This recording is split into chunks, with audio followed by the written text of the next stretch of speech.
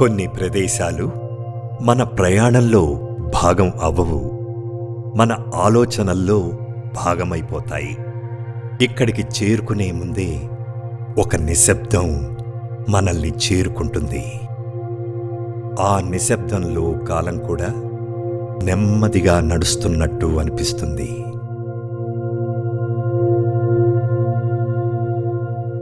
ఇది కేవలం ఒక నిర్మాణం కాదు, ధ్యానం, శాంతి మరియు అంతర్ముఖ ప్రయాణానికి రూపమిచ్చిన ఒక ప్రపంచం, బుద్ధవనం.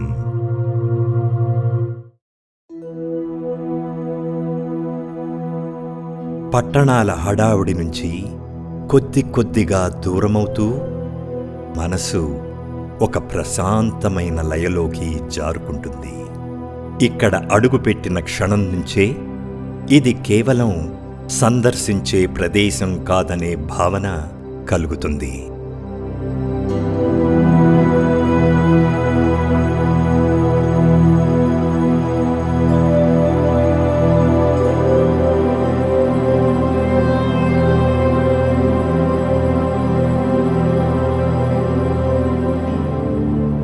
ఈ మార్గాలు ఎక్కడికో తీసుకెళ్లడానికి నిర్మించబడినట్టుగా అనిపించవు, మనల్ని మనలోకి తీసుకెళ్లడానికి నిర్మించబడినట్టుగా అనిపిస్తాయి.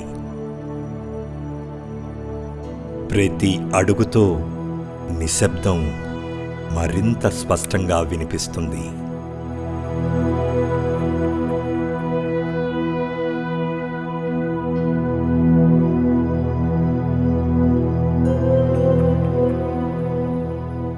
శిలల్లో చెక్కబడిన ప్రతి ఆకారం ఒక కథను చెబుతోంది. ధ్యానం, జ్ఞానం మరియు శాంతి వైపు సాగిన ఒక ప్రయాణ కథను. ఆ ప్రయాణానికి మధ్యలో నిలిచిన నిశ్శబ్ద సాక్షిలా కనిపిస్తాడు ఆచార్య నాగార్జునుడు.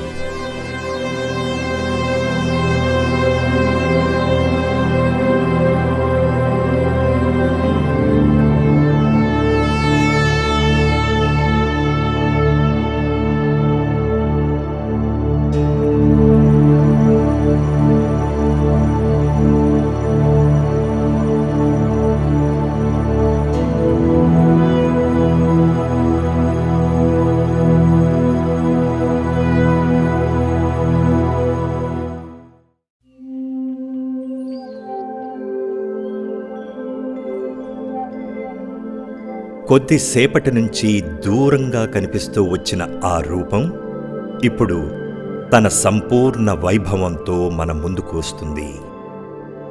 దూరం నుంచే తన ఉనికిని తెలియజేస్తూ నిశ్శబ్దంగా, గంభీరంగా, కాలాన్ని సాక్షిగా చేసుకుని నిలిచిన మహాస్తూపం.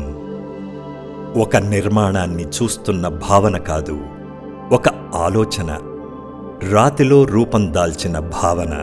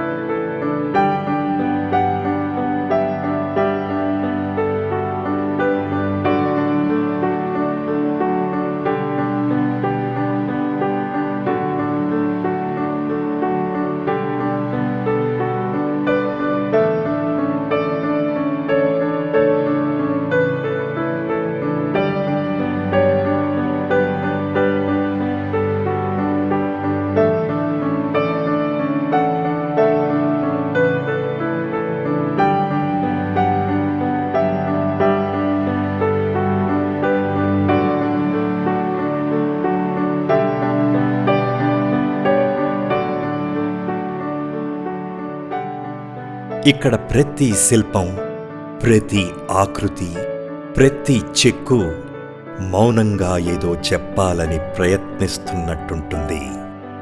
శబ్దాలతో కాదు, సంకేతాలతో, ఉపన్యాసాలతో కాదు, అనుభూతులతో బయట నిలిచిన మహిమ లోపలికి అడుగుపెట్టే కొద్దీ ప్రశాంతతగా మారుతుంది. మనం ఒక స్మారక చిహ్నంలోకి ప్రవేశించడం కాదు, ఒక ధ్యాన స్థితిలోకి ప్రవేశిస్తున్నట్టుగా అనిపిస్తుంది.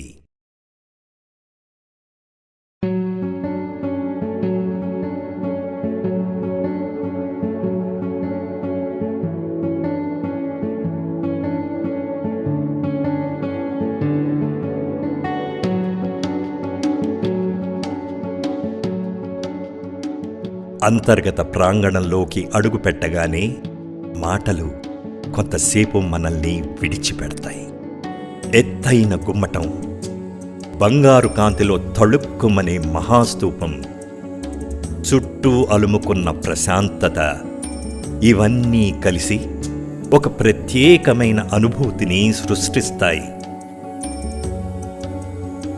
ఇక్కడ సమయం పరిగెత్తదు, నెమ్మదిస్తుంది.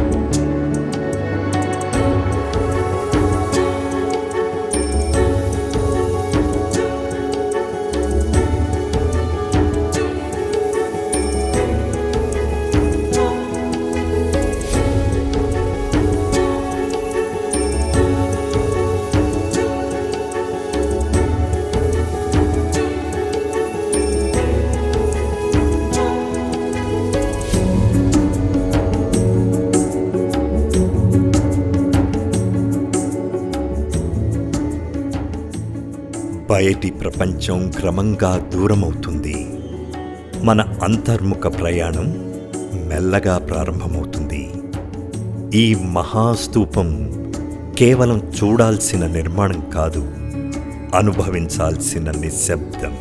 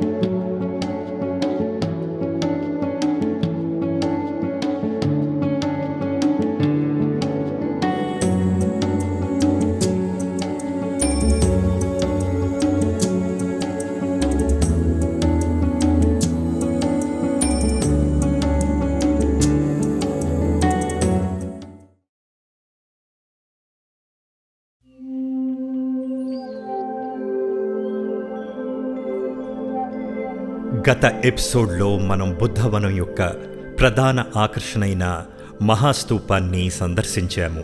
ప్రాచీన భారతదేశంలోని గొప్ప బౌద్ధ స్తూపాల స్ఫూర్తితో నిర్మించబడిన ఈ మహాస్తూపం శాంతి, జ్ఞానం మరియు ఆధ్యాత్మికతకు ప్రతీకగా నిలుస్తోంది.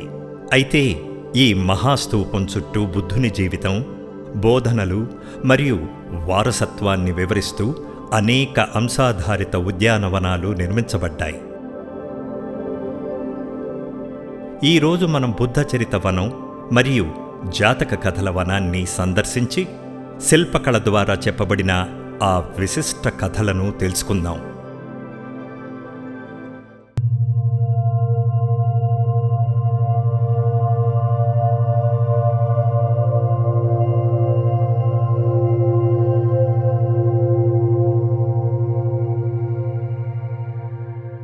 ఆకాశం నుండి చూస్తే బుద్ధచరితవనం బుద్ధుని జీవితంలోని ముఖ్య ఘట్టాలను ప్రతిబింబించేలా ఎంతో ఆలోచనాత్మకంగా రూపకల్పన చేయబడినట్లు కనిపిస్తుంది. మరి ఈ మహోన్నత ప్రయాణాన్ని ఆరంభం నుంచే ప్రారంభిద్దాం. బౌద్ధ సంప్రదాయం ప్రకారం సిద్ధార్థ గౌతముడు లుంబినిలో జన్మించాడు. మనకు కనిపిస్తున్న ఈ శిల్పం మహామాయాదేవి ఒక పవిత్ర వృక్షాన్ని ఆనుకొని నిలబడి ఉన్న సమయంలో సిద్ధార్థుని జననాన్ని చిత్రీకరిస్తుంది. శిశు సిద్ధార్థుడు ఒక చేతిని ఆకాశం వైపు ఎత్తి చూపిస్తూ కనిపించడం ఆయన భవిష్యత్తులో ప్రపంచానికి మార్గదర్శకుడిగా అవతరించబోతున్నాడనే సంకేతంగా భావిస్తారు. ఒక రాజకుమారుడిగా ప్రారంభమైన ఈ జీవితం ప్రపంచ ఆధ్యాత్మిక చరిత్రను మార్చిన మహాయాత్రగా మారింది. యువరాజు సిద్ధార్థుడు రాజభవనంలోని సుఖ సౌకర్యాల మధ్య పెరిగాడు. కాని ఒకరోజు అతని జీవితాన్ని పూర్తిగా మార్చివేసిన 4 దృశ్యాలను చూశాడు. మొదట ఒక వృద్ధుణ్ణి చూశాడు. తరువాత ఒక రోగిని చూశాడు. మూడవది ఒక మృతదేహాన్ని అంత్యక్రియలకు తీసుకువెళ్తున్న దృశ్యం. చివరిగా ఒక సంచార సన్యాసిని చూశాడు. మానవ జీవితంలోని వృద్ధాప్యం, వ్యాధి, మరణం వంటి వాస్తవాలను గ్రహించిన సిద్ధార్థునిలో జీవితం యొక్క అసలు అర్థం తెలుసుకోవాలనే తపన మొదలైంది. అదే ఆయన ఆధ్యాత్మిక అన్వేషణకు నాంది పలికింది. ఇప్పుడు కనిపిస్తున్న శిల్పం మహాభినిష్క్రమణాన్ని సూచిస్తోంది. మానవ దుఃఖానికి పరిష్కారం కనుగొనాలనే సంకల్పంతో సిద్ధార్థుడు రాజభోగాలను, అధికారాన్ని, కుటుంబాన్ని విడిచి సత్యాన్వేషణ కోసం బయలుదేరాడు. శిల్పం ముందు కనిపిస్తున్న గుర్రం ఆయన రాజభవనాన్ని విడిచి వెళ్లిన సందర్భాన్ని గుర్తు చేస్తుంది. సుఖ సౌకర్యాలను త్యజించి సత్యాన్వేషణ కోసం అడుగులు వేయడం అనేది అసాధారణ ధైర్యానికి నిదర్శనం. అదే ఆయనను బుద్ధత్వం వైపు నడిపించిన కీలక ఘట్టం. దీర్ఘకాల ధ్యానం, తపస్సు మరియు ఆత్మపరిశీలన అనంతరం సిద్ధార్థుడు బోధివృక్షం క్రింద జ్ఞానోదయాన్ని పొందాడు. ధ్యానముద్రలో కనిపిస్తున్న ఈ బుద్ధ విగ్రహం ఆ మహత్తర క్షణాన్ని సూచిస్తుంది. జీవిత సత్యాలను గ్రహించి దుఃఖ విముక్తి మార్గాన్ని కనుగొన్న అనంతరం సిద్ధార్థుడు బుద్ధుడిగా, అంటే జ్ఞానోదయం పొందినవాడిగా ప్రసిద్ధి చెందాడు. జ్ఞానోదయం ప్రయాణానికి ముగింపు కాదు, అది ఒక కొత్త అధ్యాయానికి ఆరంభం. సారనాథ్లో బుద్ధుడు తన మొదటి 5 శిష్యులకు ధర్మాన్ని బోధిస్తున్న దృశ్యాన్ని ప్రతిబింబిస్తుంది. ధర్మచక్ర ప్రవర్తనంగా ప్రసిద్ధి చెందిన ఈ బోధనతో బౌద్ధ ధర్మ ప్రచారం ప్రారంభమైంది. అప్పటి నుండి బుద్ధుడు తన జీవితాన్ని జ్ఞానం, కరుణ మరియు ధర్మ మార్గాన్ని ప్రజలకు బోధించేందుకు అంకితం చేశాడు.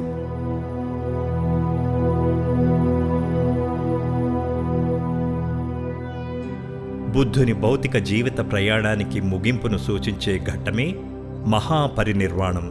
విశాలమైన ఈ శయన బుద్ధ విగ్రహం ఆ సంఘటనను చిత్రీకరిస్తుంది. చుట్టూ కనిపిస్తున్న శిష్యులు, భక్తులు వారి విషాదాన్ని వ్యక్తపరుస్తున్నారు. అయితే బౌద్ధ తత్వంలో ఇది ముగింపు కాదు, జనన మరణ చక్రం నుండి సంపూర్ణ విముక్తిని పొందిన స్థితిగా మహాపరినిర్వాణాన్ని భావిస్తారు. 2000 సంవత్సరాలకు పైగా గడిచినా బుద్ధుని బోధనలు ఇప్పటికీ ప్రపంచవ్యాప్తంగా కోట్లాది మందిని ప్రభావితం చేస్తూనే ఉన్నాయి. బుద్ధ చరిత వనం బుద్ధుని జీవితాన్ని వివరిస్తే, జాతక కథల వనం ఆయన పూర్వజన్మలో ప్రదర్శించిన సద్గుణాలను ప్రతిబింబిస్తుంది.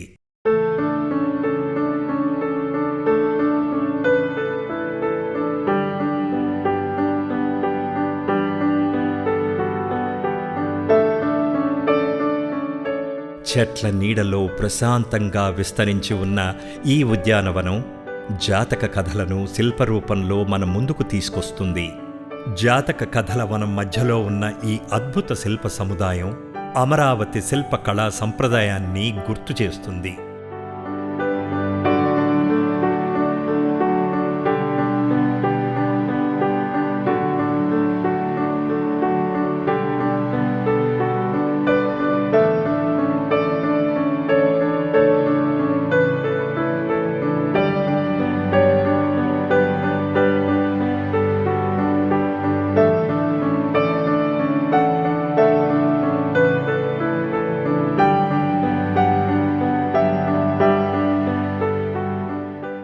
వృత్తాకార నమూనాలు, సున్నితమైన శిల్పాలు, బౌద్ధ అంశాలు ఈ నిర్మాణానికి ప్రత్యేక ఆకర్షణను తీసుకొచ్చాయి. ఇక్కడ నుండి ప్రారంభమయ్యే మార్గంలో అనేక జాతక కథలు శిల్పరూపంలో దర్శనమిస్తాయి. వాటిలో ప్రసిద్ధమైన కథలలో ఒకటి వెసంతర జాతకం. దాతృత్వానికి ప్రతీకగా నిలిచిన ఈ కథలో వెసంతరుడు తన వద్ద ఉన్నదంతా ఇతరుల మేలు కోసం అర్పిస్తాడు. స్వార్థరహిత సేవాభావానికి ఇది గొప్ప ఉదాహరణ. మహాకపి జాతకం ఒక వానరరాజు కథ. తన ప్రజలను రక్షించేందుకు తన ప్రాణాలను సైతం లెక్క చేయకుండా త్యాగం చేసిన నాయకత్వాన్ని ఈ కథ ప్రతిబింబిస్తుంది. కరుణ, త్యాగం మరియు బాధ్యత అనే విలువలను ఈ కథ మనకు గుర్తు చేస్తుంది. శ్యామజాతకం తల్లిదండ్రుల పట్ల ప్రేమ, సేవాభావం మరియు అంకితభావాన్ని ప్రతిబింబించే కథ. కుటుంబ విలువల ప్రాముఖ్యతను చాటి చెప్పే ఈ కథ బౌద్ధ సాహిత్యంలో విశిష్ట స్థానం సంపాదించింది. ఇవి ఇక్కడ ప్రదర్శించబడిన అనేక జాతక కథలలో కొన్ని మాత్రమే. ఈ కథలన్నీ కలిసి కరుణ, దాతృత్వం, త్యాగం, జ్ఞానం వంటి సద్గుణాలను మనకు గుర్తు చేస్తాయి. చెట్ల మధ్యగా జాలువారే సూర్యకిరణాలు, ప్రకృతి సోయగాలు, ప్రశాంత వాతావరణం ఈ ప్రాంతానికి మరింత ఆధ్యాత్మికతను అందిస్తున్నాయి. ఇది కేవలం ఒక ఉద్యానవనం మాత్రమే కాదు, ఆలోచనకు, ఆత్మ పరిశీలనకు ఆహ్వానించే ఒక ప్రశాంత ప్రదేశం.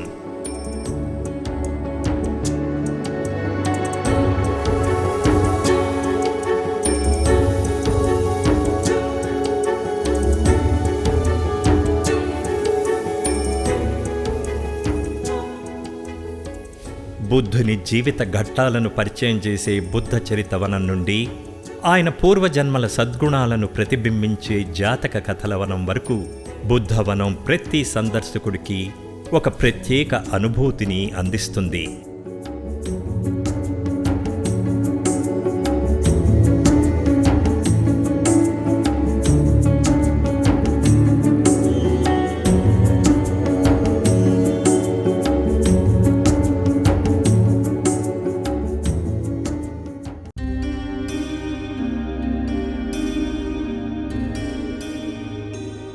రెండున్నర వేల సంవత్సరాలకు పైగా గడిచిపోయింది. అనేక రాజ్యాలు ఉద్భవించాయి. అనేక సామ్రాజ్యాలు కాలగర్భంలో కలిసిపోయాయి. కానీ ఒక మనిషి సందేశం మాత్రం ఇప్పటికీ ప్రపంచవ్యాప్తంగా కోట్లాది హృదయాలను స్పృశిస్తూనే ఉంది. అదే గౌతమ బుద్ధుని వారసత్వం. నాగార్జున సాగర్ సమీపంలో కృష్ణానది తీరాన విస్తరించిన బుద్ధవనం ఆ వారసత్వానికి నిలువెత్తు సాక్ష్యం.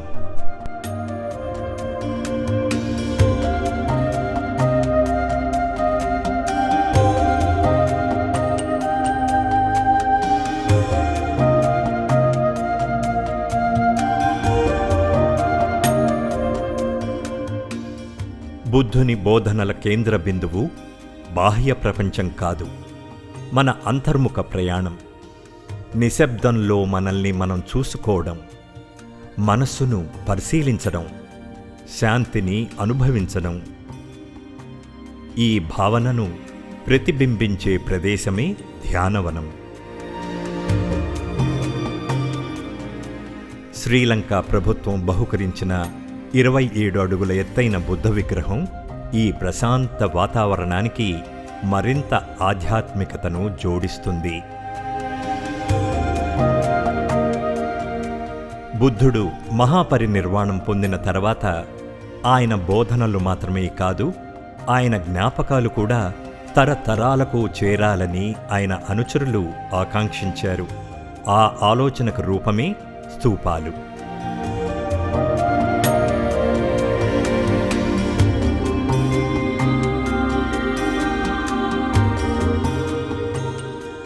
కాలం మారింది, దేశాలు మారాయి, సంస్కృతులు మారాయి. కానీ ధర్మ సందేశం మాత్రం మారలేదు. మధ్యప్రదేశ్లోని సాంచీ స్తూపం నుంచి శ్రీలంకలోని రువన్ వెలిసాయా వరకు దక్షిణ కొరియా బౌద్ధ సంప్రదాయాలను ప్రతిబింబించే స్తూపాల వరకు బౌద్ధం అనేక రూపాలు సంతరించుకున్నప్పటికీ దాని ఆత్మ ఒక్కటే. స్తూపవనంలో కనిపించే ఈ నిర్మాణాలు కేవలం శిల్పాలు కావు, ఖండాలను దాటి ప్రయాణించిన ఒక మహత్తర ఆలోచనకు ప్రతీకలు.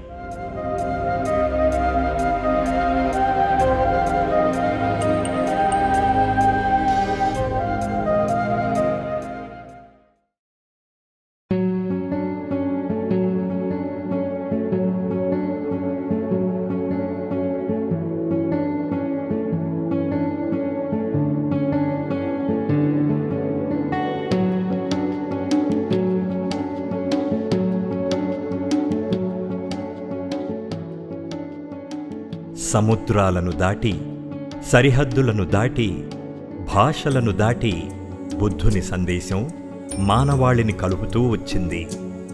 ఆ వారసత్వాన్ని ఒకే చోట ఆవిష్కరించే విశిష్ట ప్రయత్నమే బుద్ధవనం.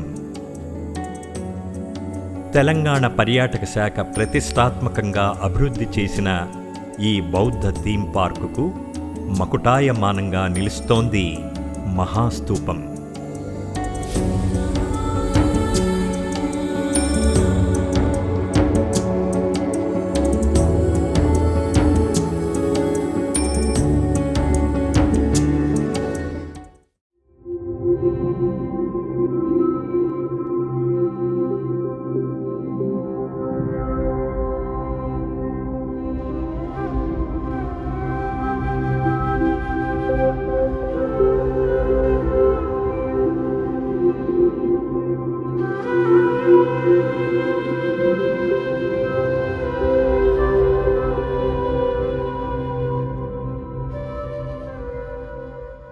ఆసియాలోనే అతిపెద్ద బౌద్ధ స్తూపంగా గుర్తింపు పొందిన ఈ మహోన్నత నిర్మాణం దూరం నుంచే ప్రతి సందర్శకుణ్ణి అబ్బురపరుస్తుంది. కానీ ఈ స్తూపం యొక్క వైభవం దాని బాహ్య రూపంలో మాత్రమే లేదు. లోపలికి అడుగు పెడితే చరిత్ర, ఆధ్యాత్మికత, కళ అన్నీ ఒకే వేదికపై మన ముందుకు వస్తాయి.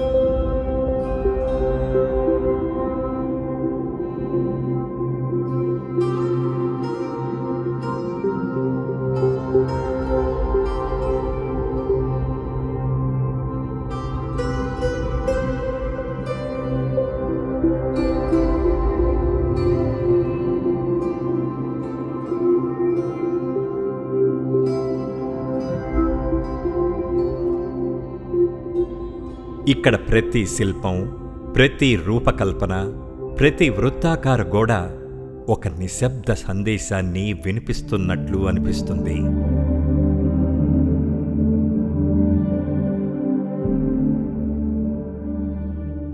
మనిషి జీవితాన్ని మార్చగల శక్తి కరుణలో ఉంది, జ్ఞానంలో ఉంది, స్వీయ అవగాహనలో ఉంది.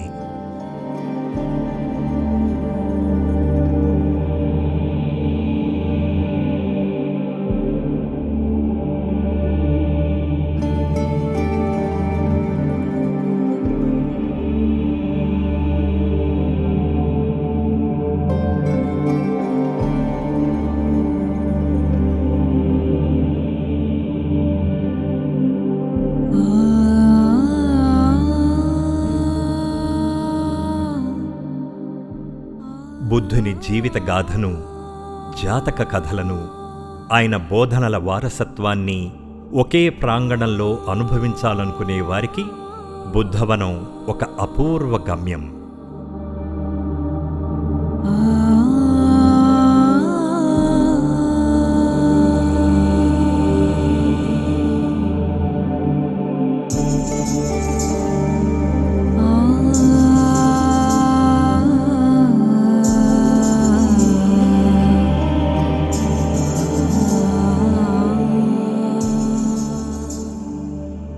హైదరాబాదుకు చేరువలోనే ఉన్న ఈ విశిష్ట ప్రదేశం చరిత్రను మాత్రమే కాదు, ఆలోచనను కూడా మన ముందుంచుతుంది.